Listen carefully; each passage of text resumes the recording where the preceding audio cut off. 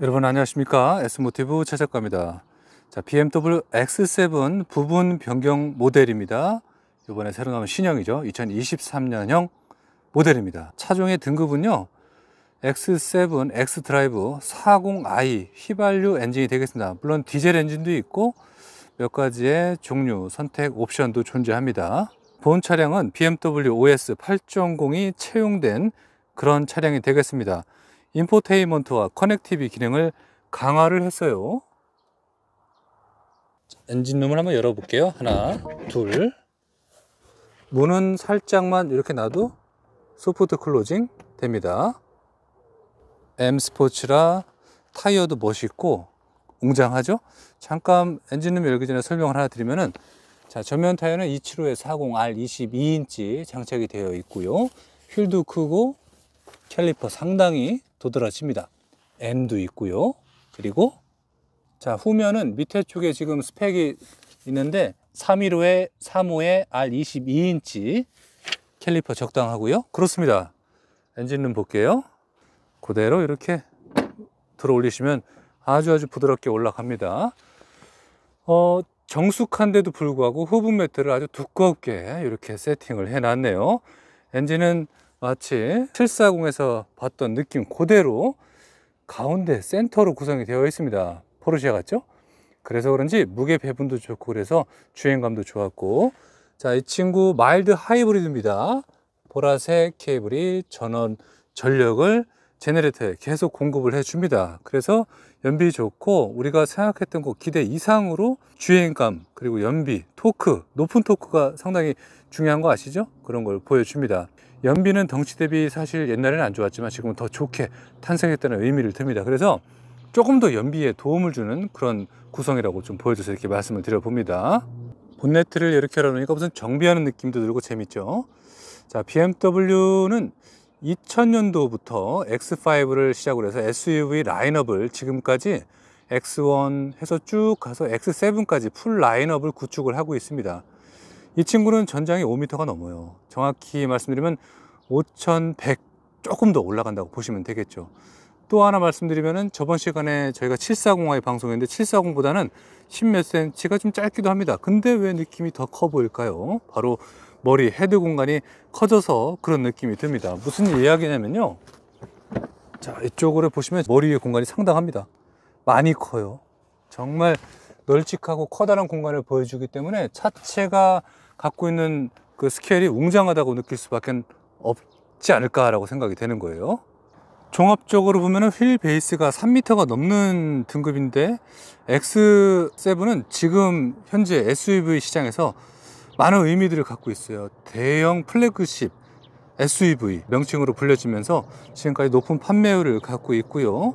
사실 비교의 대상들이 많지는 않지만 그 범위 내에서 고민들을 많이 하게끔 만드는 차량, 그 대표적인 인물이라고도 생각이 됩니다. 트렁크를 개방해 보겠습니다. 자, 요거는 참 잘 만든 것 같아요. 올라가서 쉬고 모든 것이 전동화되어 있습니다. 이 친구는 6인승입니다. 지금 접어놓은 시트까지 계산을 해보면 그런 범위를 좀 계산할 수가 있겠죠. 마치 저기는 접어놓으니까 한 사람이 없어진 느낌이 들기도 합니다. 차박에 대한 거는 이 친구는 7인승, 8인승이 또 있기 때문에 그 범위를 생각하시면 되겠고, 트렁크를 한번 닫으면 위아래가 함께 닫혀요. 따로따로도 되고 밑에 것부터 닫히고 위에 거 닫힙니다. 자, 옆으로 한번 가볼게요. 측면도 굉장히 길고 거대한 키드니 그릴, 이게 조금 더 커진 건 맞습니다. 그리고 이 그릴로 인해서 높게 위치한 BMW 엠블렘 좀 더 위로 올라왔어요. 그죠? 위치가. 그로 인해서 디자인적으로 본다면요, 많은 것이 조금 바뀌어졌다고 좀 생각이 됩니다. 범퍼하고 에어 인테이크 주변에 큰 변화가 생겼습니다. 곡선도 좀 많아진 것 같고 직선도 좀 많아진 것 같고 뭐 그런 느낌을 좀 의미를 하는 것이죠.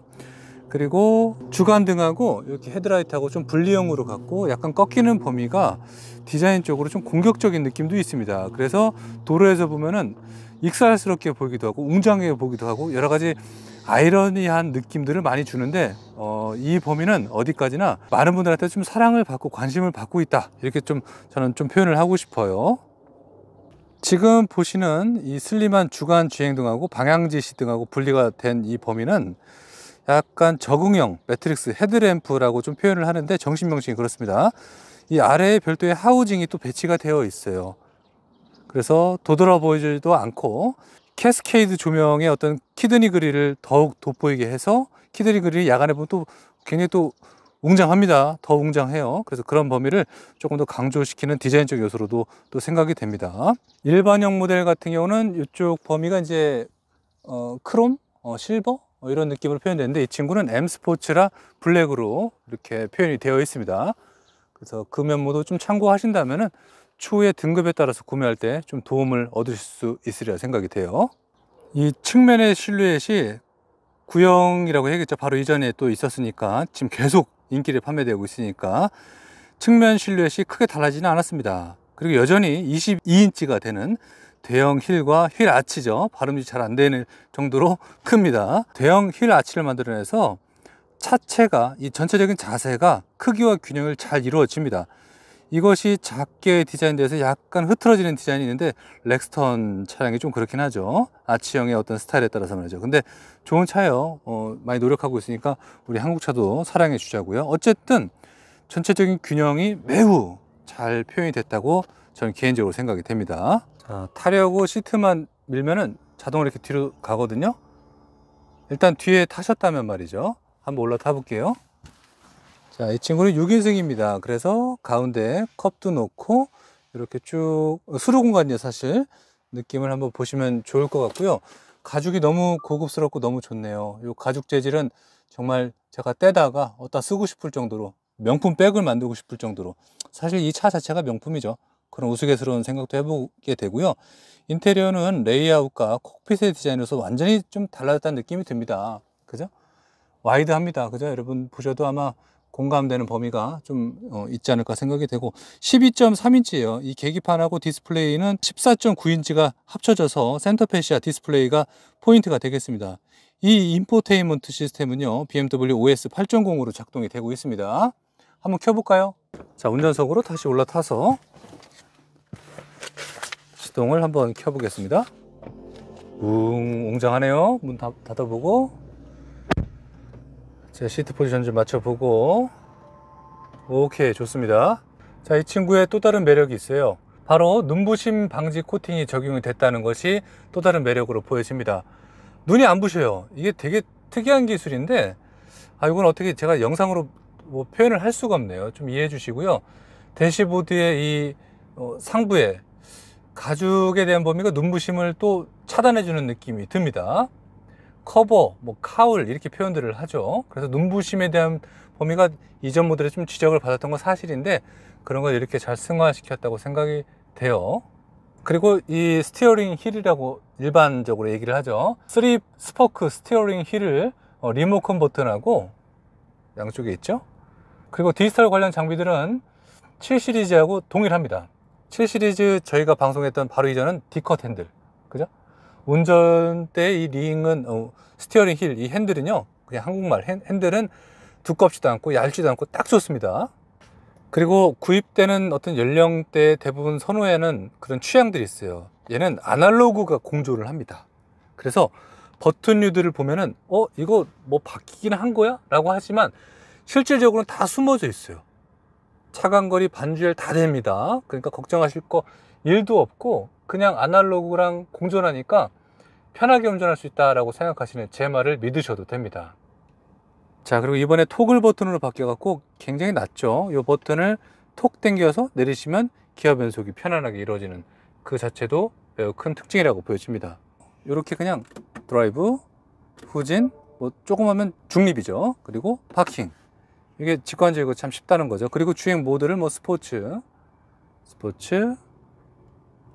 컴포트, 에코 프로, 그냥 컴포트로 평소에 놓는 게 낫겠죠. 이렇게 아주 편안하게 변화가 가능하죠. 차의 특징이 이제 에어 서스펜션을 이제 올리고 내리는 게 직관적이고 편하게 된다는 건데, 지금 2칸 올라갔나요? 하나 더 올려볼까요? 최대 올라가고 있나요? 다 올라간 것 같은데 하나 더, 최대 다.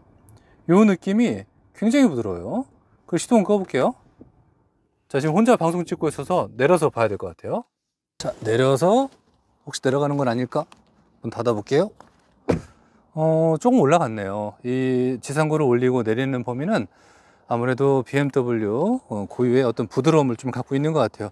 벤츠랑 비슷한 것 같고, 랜드로버 디펜더의 어떤 따라올 법한 그런 빠른 민첩한 어떤 변화는 아닌 것 같습니다. 그냥 부드럽고 스무스하게 변경된다. 자, 트렁크를 다시 열고 영상을 정리를 해야 될 것 같아요.